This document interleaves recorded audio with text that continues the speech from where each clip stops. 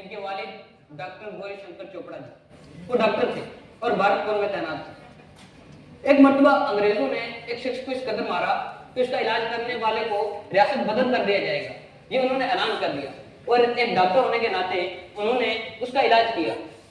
तो जब ये बात अंग्रेजों तक पहुंची तो उन्होंने कृष्ण चंद्र जी के वालिद को यानी डॉक्टर गौरी शंकर चोपड़ा जी को रियासत बदल कर दिया और फिर उनको पुंछ के राजा बलदेव सिंह ने अपनी रियासत में पनाह दी और डॉक्टर तैनात कर दिया। कृष्ण चंद्र जी की 10वीं तक की तालीम पुंछ और मेंढर में हुई। उनका पहला नावल शिकस्त मेंढर के पस मंजर में लिखा गया। बादशाह जब भी मुंबई चले गए फिर भी पुंछ को नहीं बोले।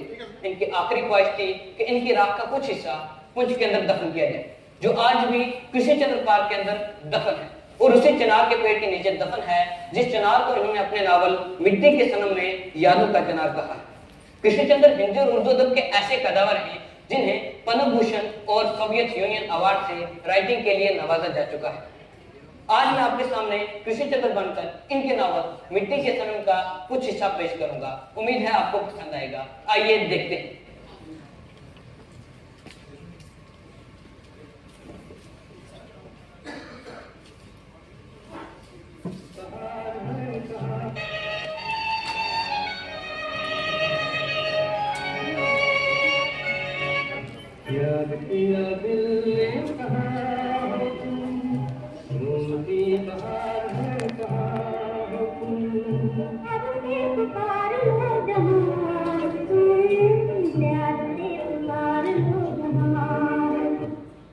पुंछ के दिन मेरे लिए बहते पानी के दिन थे, सूरजमुखी के फूलों की तरह आफताब की गिर्द तवाफ करने के दिन थे।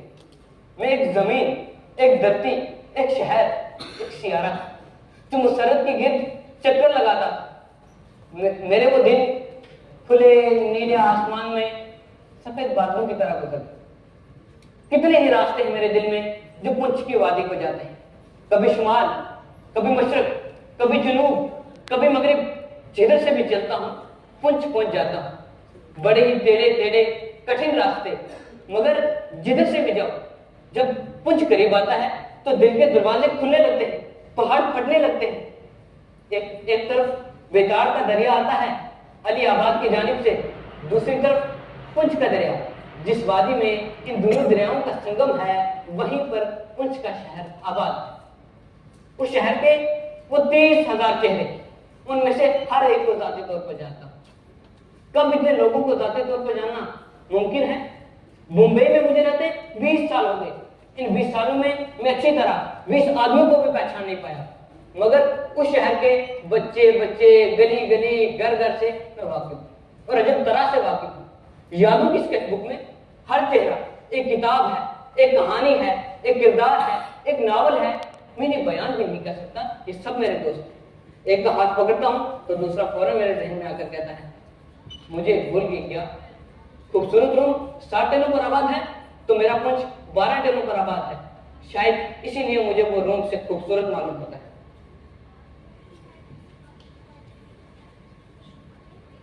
ये थे कृष्ण चंद्र जी। ये बता रहे थे कि पुंछ का शहर कहां पर वाक़ा है और इन्होंने पुंछ को रूम से तशबीह दी है।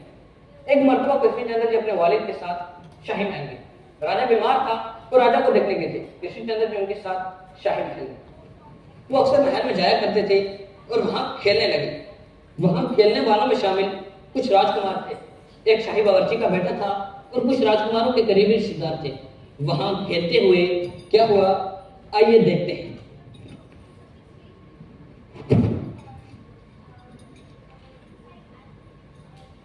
कृष्ण चंद्र जी अक्सर महल में जाया करते थे वहां खेलने के लिए, और आज भी कृष्ण चंद्र जी उनके साथ अपने वालिद के साथ शाही महल चले गए खेलने के लिए। और वहां पर खेलते हुए क्या हुआ, आइए देखते हैं। मन के सच्चे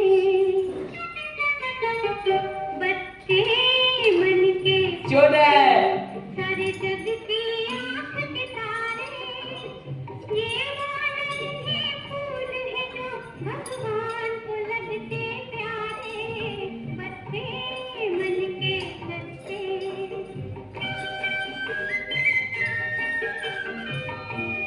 चल खुद रूठी खुद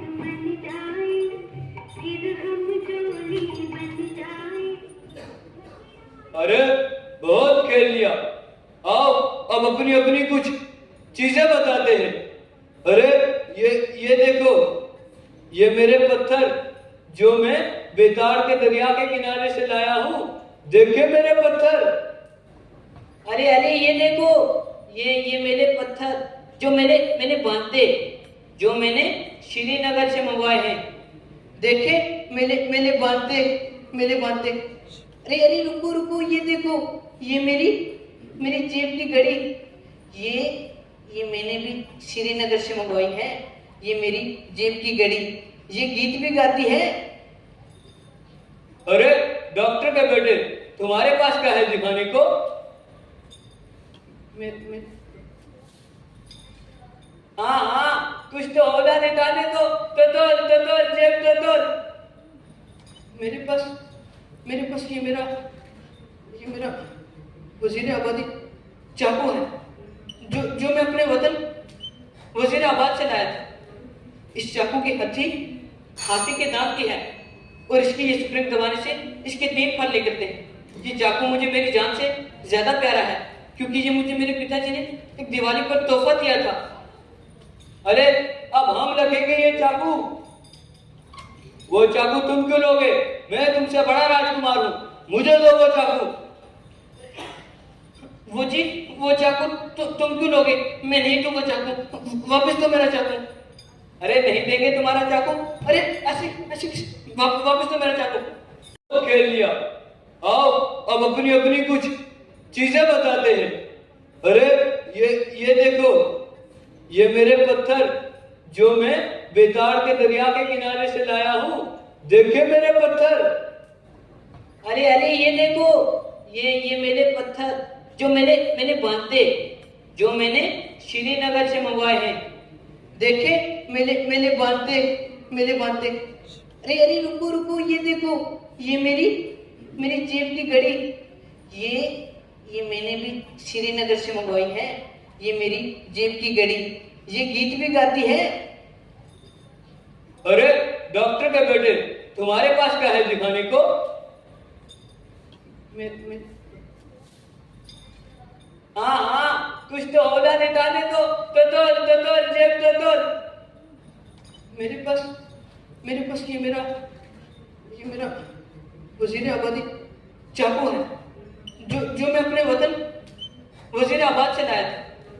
इस चाकू की हथी हाथी के दांत की है और इसकी ये स्प्रिंग दबाने से इसके 3 फल निकलते हैं। ये चाकू मुझे मेरी जान से ज्यादा प्यारा है, क्योंकि ये मुझे मेरे पिताजी ने एक दिवाली पर तोहफा दिया था। अरे अब हम रखेंगे ये चाकू। वो चाकू तुम क्यों लोगे? मैं तुमसे बड़ा राजकुमार हूँ, मुझे दो वो चाकू। वो चाकू तुम क्यों लोगे? मैं नहीं दूंगा चाकू, वापस दो मेरा चाकू। अरे नहीं देंगे तुम्हारा चाकू। अरे ऐसे वापस दो मेरा चाकू। मुझ पर हाथ उठाता है? राजकुमार पर हाथ उठाता है? तेरी इतनी जरूरत, मारो इसको, मारो। अरे मुझे मत मारो, अरे क्यों मार रहे हो मुझे मत मारो, अरे मुझे मत मारो, अरे मुझे मत मारो। अरे उनकी आवाज सुनकर उनके वालिद भी वहां पर आए और उनको देखकर कृष्णचंद्र ने और वो सुनाना शुरू किया। अरे पिताजी देखिए ना, इन्होंने मेरा चाकू छीन लिया, इन्हें कहिए मेरा चाकू वापस दे। अरे मेरे चाकू अरे पिताजी ये सारे अपनी अपनी चीजें बता रहे थे, तो मैंने अपना वजीराबादी चाकू दिखाया और इसने मुझसे छीन लिया। मैंने एक थप्पड़ लगा दिया। अरे पिताजी आप क्यों मार रहे? अरे पिताजी आप तो मत मारिए ना। हाँ तो राजकुमार है, तो मैं क्या करूं? इसने मेरा चाकू क्यों छीना? इससे कहिए मेरा चाकू वापस दे मेरा चाकू वापस। मेरा चाकू मेरा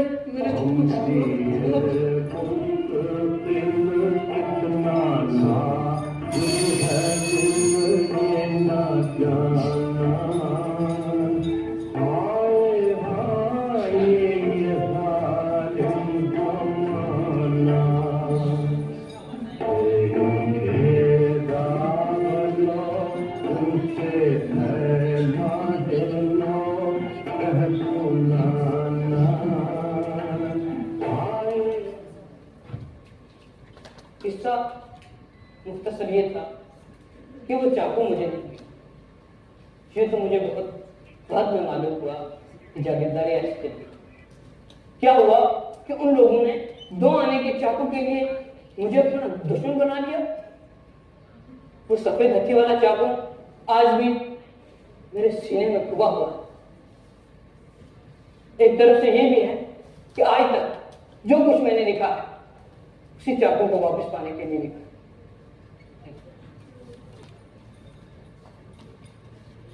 धन्यवाद। मंच संज्ञा को हटा लिया जाए।